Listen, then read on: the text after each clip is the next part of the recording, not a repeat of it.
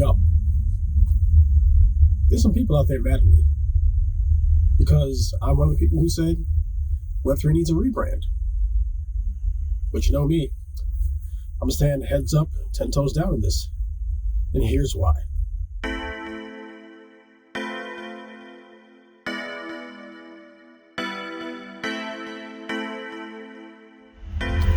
Welcome back. As always, it's me, Gary J. Nix, founder and chief strategist of the Rebrand Strategy as a Service, and your humble Academy founder. Before we get into it, please remember to like this video, subscribe, share, comment. Let's do all the things. Let's get back to the subject now. Web3 needs a rebrand. And to the Web3 folks out there, don't get mad at me for saying this. I'm saying this due to a lot of things that happened. You know, it's not just about all of the stuff with the crypto crashes and, you know, the disrespect that's going out there for NFTs and all that stuff, right? I'm actually on your side. I'm someone who has seen industries struggle and lose a lot of ground by not modernizing themselves. But here's a problem with Web3, and it is closely connected to the things I was talking about. A lot of people conflate the elements of Web3 with Web3 as a whole, right? So if you look at the metaverse, there's this giant ambiguity about it. If you look at NFTs, people just don't get it. Blockchain seems like a good idea, but it's a little bit too technical and a little bit too utilitarian for people to really get behind. And then with crypto, it just, the whole get rich quick part of it is not vibing with people, especially those that may have lost money investing in crypto. So my talk about a rebrand has nothing to inherently do with the elements within. We need a way to invite people or find what people would find valuable within this environment, right? Now, if we look at some of the other large kind of almost semi-industrial revolutions, right? If we think about Web 2 and how social was easy for people to understand, it was a chance to connect with people. It was a chance to put their words out for mass consumption or mass distribution.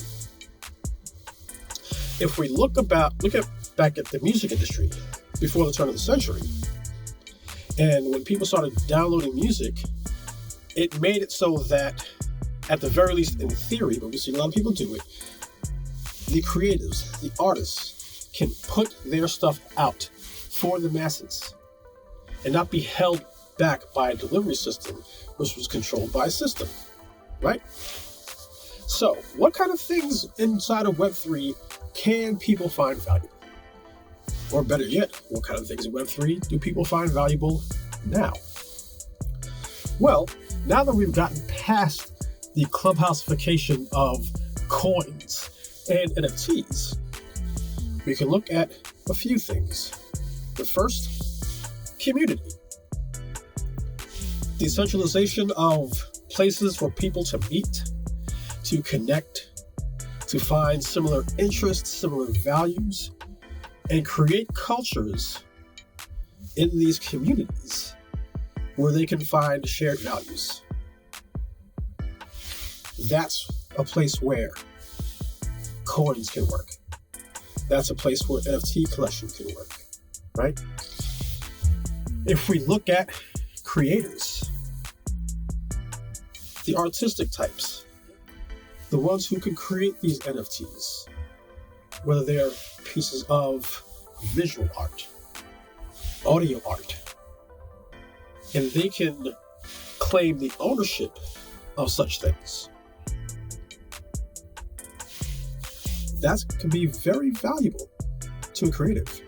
Instead of having to either pitch or wait for someone to distribute it for them, to kind of sell it for them, to provide this arena for someone who might be interested in their stuff, they can create their own. All this talk about the creator economy, a term we've been using for not that far off a decade already, but now shifting to the ownership economy. A similar shift as you could see in the music industry, when artists were able to have people download their music rather than buy a cassette, a CD, or a vinyl record. You could even see it back in the days when there were still these delivery systems, but they would sell them out the trunk of their car and go into communities that they knew actually dug their art. So to all these companies out there that are looking to get into that space, or even worse, fighting the inevitable, it's about time to start thinking about why the people who you want to buy from you would want to do something. It's time to think about the creators, the artists, who either contribute to or inspire what you're building. How do you partner with them? How do you create more equitable partnerships with them? Instead of being like the music industry before the turn of the century, where all their power was based on what they could do in distribution. Same thing with advertisers at the beginning of Web 2. The distribution or the share of voice. Those playing fields have been leveled. And those people may not need you as much as they did once before. That's not me automatically saying that your business doesn't have value. This is me saying, find the value in your business, the true value in your business. Find those that have shared values with your business and figure out how to partner and build with them.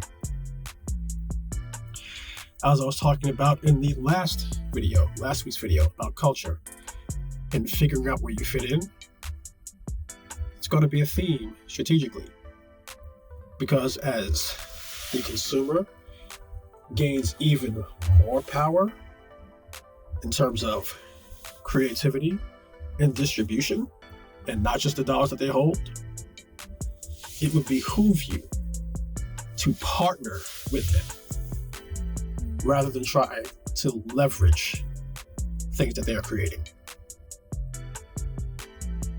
Please make sure you keep that in mind. And as you do that, don't forget, like, share, and subscribe to this channel. We're here building the content that we hope will help your company become more successful. If you have more questions, feel free to reach out to us. But until next time, it's been a pleasure speaking with you again. Thank you, and we'll catch you later.